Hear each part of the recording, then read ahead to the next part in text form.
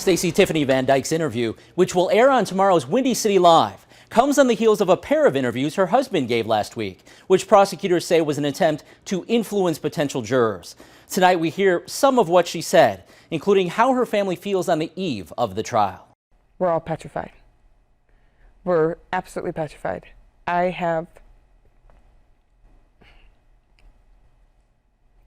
sorry.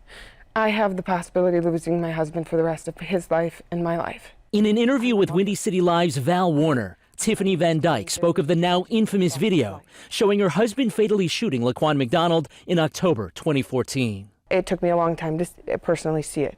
I did not see it till about 6 months ago. Oh, really? Correct. I did not want to see it. My husband, when he told me of that event, I trusted my husband. And I asked him, I said, did you do what you were trained to do? And he said, absolutely. Jason Van Dyke's attorneys have asked for a change of venue, arguing a fair jury trial in Cook County is impossible. Tiffany Van Dyke says coverage of the case has impacted the lives of the couple's 12 and 16-year-old daughters. My oldest came home from school one day. She didn't even come home. She called me halfway through the day, crying. And I said, what is the matter?